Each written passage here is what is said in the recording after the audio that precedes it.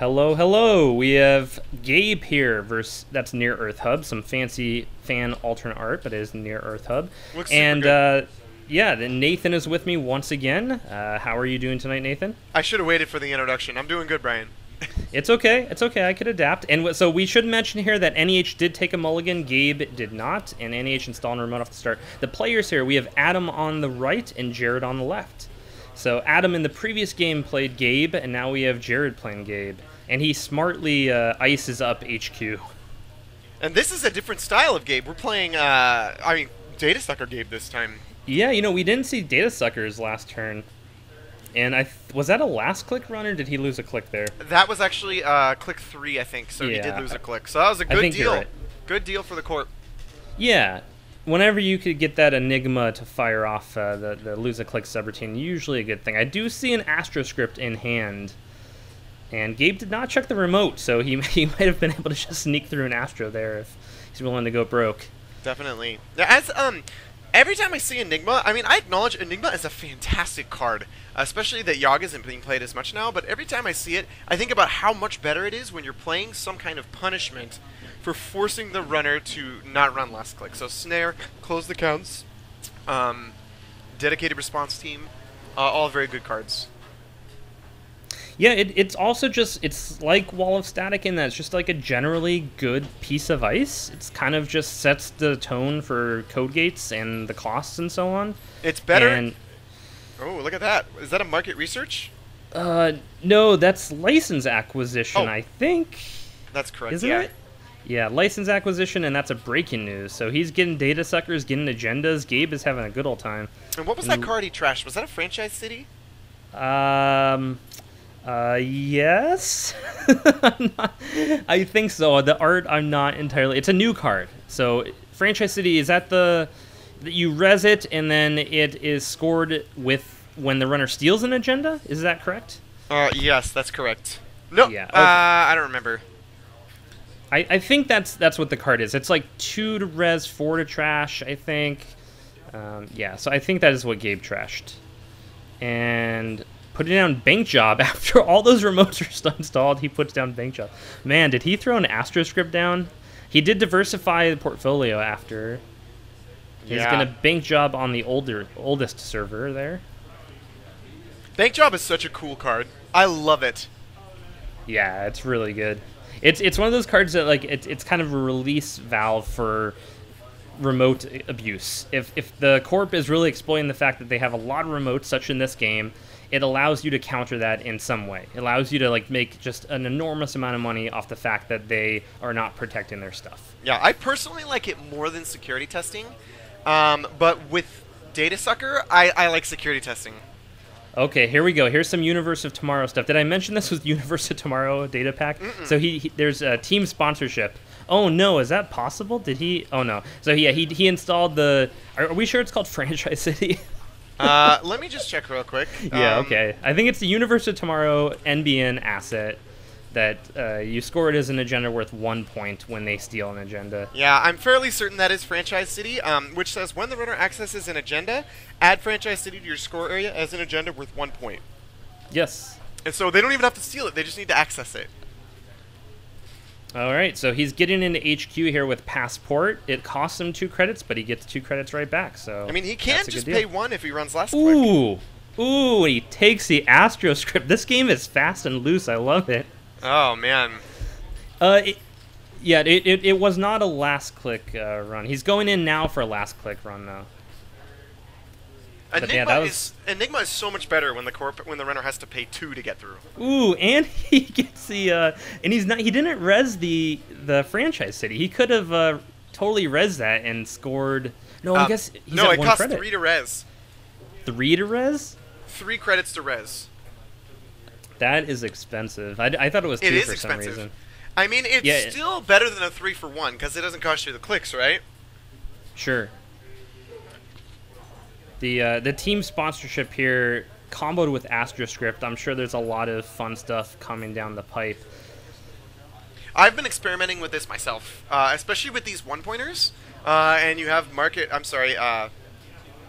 what's that agenda? What's that 3-1 he has right there? License acquisition? Yeah, with license acquisition. I mean, you can do some wonky Right. stuff. Basically, score the license acquisition, pull your franchise city out of archives, and res it for free. Oh, I'm sorry. No. What are you Never mind. talking about? I was gonna try to make it so you pull the franchise city out and score it off of one agenda, but I don't think that's possible. Don't try and invent new team sponsorship combos here while we're commentating. That's too much to deal with. There are so many. It's kind of silly. So he is throwing down a ton of remotes, just kind of saying, get off my centrals. You have to go deal with these remotes. And he does have another NAPD in hand, and it looks like Gabe is going to go into HQ at least once every turn. Gabe needs to make some money, though. Watch, he's gonna parasite the wraparound and then trash it. He could. I don't know if that's good, but he can. Oh, no, though. He runs archives and hits a Cyberdex. Yep. Oh, You're that's right. painful. Did you see that? Or did you just figure it was there? No, look, he cleared viruses. And there's a Cyberdex flipped over. Yeah, I mean, I think he Jacksoned. So, Jackson was in a remote. He was trying to get him to use the Jackson, so we ran archives because he knew that's where the agendas were. No, I'm saying, how did you know the Cyberdex was in archives? Oh, because I could see it. Oh, okay. Was it face up? No, it was face down. Okay, you just kind of saw it previously or whatever. No, I saw it after the fact. Oh, okay. Unless I'm ahead in my video, which I think you're a tiny bit ahead, so that's fine though. That'll make you seem really cool. It'll make you seem like a prophet of some sort. Oh man. Oh wow. Like a true criminal, all about profit. That's not the type of prophet I was talking about. Oh, my bad. That's fine. It's all about the puns, really. Look at it. They're running poor here. Neither of them has money. What type of corporation is this? Not making any sort of money. Just throwing out team sponsorships. There's money. Marked accounts. And look at that pretty alt art femme in the heap there.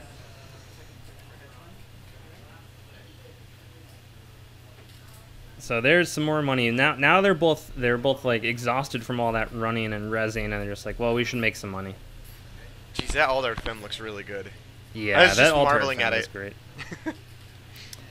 And he trashes the Jackson. So that's one Jackson used, one Jackson trashed. And man, imagine if he had Desperado out right now. He would have just been up 2 credits. So here's another value in team sponsorship. He's going to score an agenda and then just pull his Jackson back out again. Yeah, that's true. And sometimes you get the runner in these situations where they have to trash things without you having to res them, and then you just team sponsorship them back, and it's just brutal. He might just do that right now. I don't think he wants to use that AstroScript token unless he draws his second AstroScript, which I don't know. Do you think there's an argument here for him just to use it on a Beal to kind of trigger team sponsorship and get things moving? No. Nah, if Gabe is really low on money and the corp is kind of high in money, then yes, there is. Because then he can SanSan the Astro when he draws it and not have to worry about losing the SanSan. And if he does lose the SanSan, just team sponsorship it back or something. I don't know. But as it is right now, no, I don't think so. And that's really Gabe's win right now, is he has to acknowledge that the corp really does not want to score an agenda unless it's an AstroScript, and there's only one left. Oh, another team sponsorship. You know, I was just thinking, we've seen probably about 20 to 25 corp cards at this point, and we've only seen 2 pieces of ice played.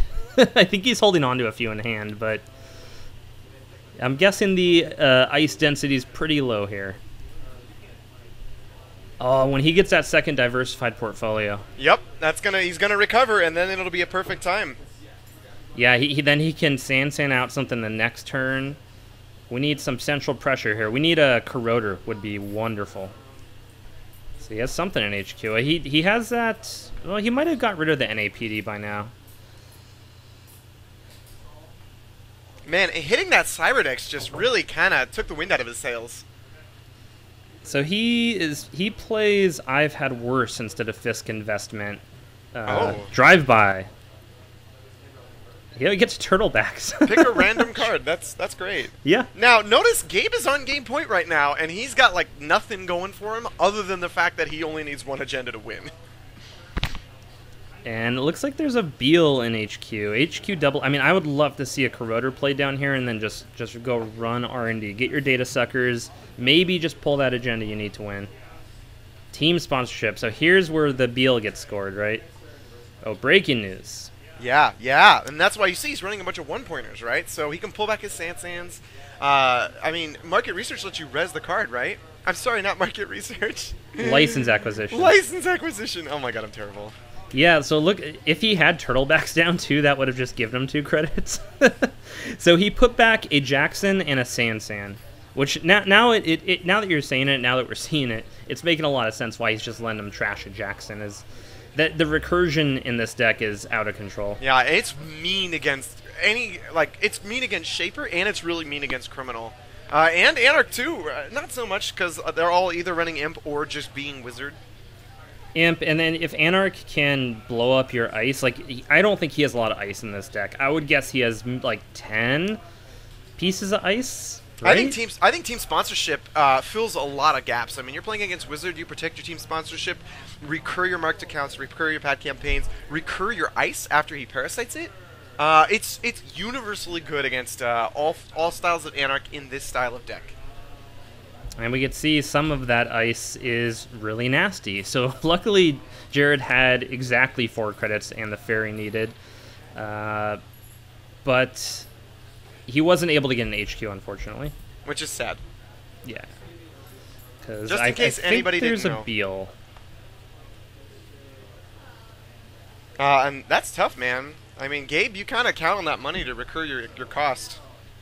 You know what he might be able to do here? If he could get up to, I think he needs 6 credits to get into HQ, and then he could shut down that archer. If he has shut down. If he has it, yeah. I don't know if shutdown is the type of, it's like really powerful. It's really good, and you're never quite sure if they have it, but a lot of criminals don't use it. Yeah. I think it's good in every Gabe deck. Sure, yeah, because you have that extra motivation to get into HQ. Right, and it helps him deal with a lot of the big things, and it's the big things that hurt him the most. It's either a lot of little things or a few big things, and it just one-shot deals with the big ones. I can't believe how many assets Adam has out here and how little money he has. It's beautiful. He's flying by the seat of his pants. Yeah, and he doesn't have that much ice either, so he's spending his money just to push out agendas and res team sponsorships and stuff. I mean, this is NBN, right? You can get siphoned down to 0, and then you gain 2 credits at the beginning of your turn and use it to score out an Astro. Sure. Or install some remotes and then play Diversified Portfolio, which I'm sure is about to happen, right? I see it in his hand. Archer was a powerful include. Yeah. Because he really needed a strong piece of ice to stop that siphon run. And that did it. Was that a siphon run? Or are you just talking about the general siphon run? General siphon run. Sure. Because that's why he doesn't want to play Diversified, is because he doesn't want to get siphoned. Because if he gets a bunch of money and then loses it all, and then the runner gains a bunch, he's going to use it to trash all the assets. Yeah, that's true. I mean, he is spent. Like, I'm trying to figure out why he doesn't just play Diversified here, but he has so many assets down to pour his money into. I can't imagine he's worried about getting siphoned. I mean, does he really want to get a bunch of money just so that he can lose it all resing assets? I mean, SanSan's a good one. Yeah, but, yeah. There's a SanSan. I wonder, what if he just like drive by the SanSan randomly, and then siphons? He's just going to check all the. Yeah, look at that. That was 8 credits worth of assets he could have resed right there. He didn't play Diversified. That's crazy to me. I mean, you might be right. He might just be either saving it for something or not wanting to give Siphon money. You really just want to save it for when you're about to score, like the turn before you're about to score, money up, and really threaten the runner. It's the same thing with Hedge Fund, really. Hedge Fund buys you scoring windows. All right, so he did res 2 Daily Business Show there, so looking at 3 cards and picking one. I think he's really looking for that second Astro. I think you're right. He doesn't really want to score out another 2-pointer until he can get the Astro. Unless he gets a serious economic advantage, and then he can just SanSan the Beal. Yeah, there he plays Diversified, so maybe he was just kind of waiting to make it a little bit more juicy. So now he has 12 remotes, right? Not sure. Yeah, so that was a gain of 11 credits there. Oh, that's beautiful. It's beautiful. And look at this remote pressure. 2 team sponsorship, 2 Daily Business Show. He has turtlebacks in the deck, and here is what I wanted to see for so long. So finally, we're gonna get into R&D. Oh, I'm excited. I think this is where you comparing Gabe to Andromeda. The real power of Andromeda is Andromeda would have had Desperado by now, right? Hey man, you're right. I've been in this situation. I'm halfway through my deck, haven't drawn my Desperado, and I'm Gabe, and I'm like, ah. Agenda. That's game. That's game. That's yep, it. Yeah, that's right. I All wasn't he needed right. to do, he did nothing. He installed a Corroder, made 1 run in R&D, and snipes an agenda and wins. Yeah, after all those assets are rezzed and all this careful setup and look at all this HQ pressure as well. It's easy to forget that before Gabe started losing the game, he had almost won the game. yeah, and I at that point I think Jared was kind of like, okay, just refocus here, get money, get into R&D, and eventually win the game, which is exactly what he did. That's funny. But yeah, he's running high agenda density NBN. And notice, yeah, you're right. What was in the remotes? All assets. So what do you think is in his hand and his deck? It's all the agendas. Yeah, probably not a lot of ice too, just because we weren't seeing it. Yeah, he was a little bit too dependent on diversified portfolio, I think. Right? He had pad campaign. Did we see hedge fund? We must have seen hedge fund, right? I don't actually recall specifically seeing any hedge funds. He might have cut hedge fund for diversified. Oh, that's risky. Yeah. I mean, it could be in there. I don't remember. Hedge fund is such a common card that you just don't remember if it was even played. I mean, he's got a lot of cards that are a big economic advantage. Marked accounts, team sponsorship are all a three corp ratio res to trash cost. Jackson is the same. And he also has turtlebacks, which is similar. And turtlebacks is another 1-4. It's a 1-4. No, it's a 2-4. 2-4. Yeah, that 2-4 asset is they love that ratio. It's just a very solid ratio. You see it with pad campaign from the start. I mean, team sponsorship's one. Team sponsorship is a good card, man. Yeah, apparently. Man. I would have. He had turtlebacks in his deck too. I mean, he did have a lot of money in that deck. I just think like the game was going so fast, and they were just on the seat of their pants. I don't know if he really had enough time to set up the kind of economic engine that he had in the deck. Yeah, absolutely. It's a late game deck, and basically Gabe just got a bunch of points off of 1-pointers in the early game. Also, sniping that Astro. If he hadn't sniped that Astro, I mean, NBN probably would have won the game, no problem. Oh, yeah, because I think he was really waiting for the second Astro to score more agendas, and that was just slowing him down so much. And when he scored the first one, he had the second one in hand, so he was basically preparing to chain out the second one, too. So it kind of just took the wind out of his sails. That license acquisition, I'm sure, is in there. Like license acquisition, I think installs from HQ or archives. So you have like a SanSan in archives or HQ, and then you just throw it down and hide it among all your remotes. Hope the runner doesn't steal it and just score it out. No, you res the card for free. Right. So you put the license acquisition down, and then right. It's just hidden out there among 20 remotes, and so hopefully the runner doesn't find it, and then you score it, and then you get a SanSan onto the board. And yeah, with your team sponsorships, maybe you can pull off some crazy stuff on the same turn with that as well. Put some ice in front of it. I don't know. Oh, interesting. I tried that in an NBN deck to try to do like double scores using team sponsorship, but it's really hard. Yeah, there's a lot of setup there, right? You have to like install advance, and then on the following turn, res a SanSan, score, and then like chain that out to get 5 points in a turn or something. Yeah, I mean, unless you were running like a Glacier NBN deck and then you were like bluffing it as, I don't know, an NAPD or something, or a 3-pointer, I don't know. I've seen a card that's not out yet, Global Food Initiative, which is a 3/5, and it's 2 when the runner steals it. Work really well in decks with stuff like that. You basically bluff it out as a GFI. And then the runner's like, I don't want to steal that, but I don't know. Right. And then you could get your Astro scored for really efficient and get chain all the team sponsorships off of it. I mean, yeah, no, I did that in a game where I scored an Astro, and then I scored another Astro, and I had both tokens, and then I just threw down a Global Food Initiative into a remote with 3 ice in front of it and didn't advance it at all. Sure, and then you scored out next turn with 5. Yeah, exactly, and they had Clot on the table. Yeah. I've done that. I've done that before with Beal, where I have 2 Astros scored with tokens, and then you throw down the Beal unadvanced, and the next turn it's the same thing as Global Food Initiative. Exactly. You know, the big difference is that Global Food Initiative is a 3-pointer towards your agenda density, so you really can run a pseudo Glacier with it. Yeah, that card is nuts. That card, I compare it to like the NAPD of this cycle. You know, I know it's in the deluxe, but it's just kind of like that generally good corp agenda that like is neutral and has a downside, but the upside like is way better than the downside. So you're gonna see it in a lot of decks. Yep, absolutely. All right, I think that's enough rambling for this game. So that was actually a really entertaining game. I'm glad we commentated that one. I love to see Gabe, man. I love Gabe.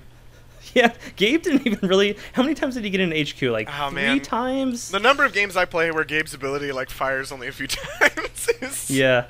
Too many. But, you know, he got an Archer res, and he got 3 Ice installed on HQ in a what was a relatively short game with not that many credits. I mean, Gabe did work there, even though I don't think he actually made money on any of the HQ runs, just having to pay through Ice, but it still did work. Yeah, I think that's exactly how you need to put it in perspective. I think that's correct. All right. Thanks again for commentating. Thanks for having me, Brian. Thanks for watching, everyone. Yeah, thanks. Have a good night.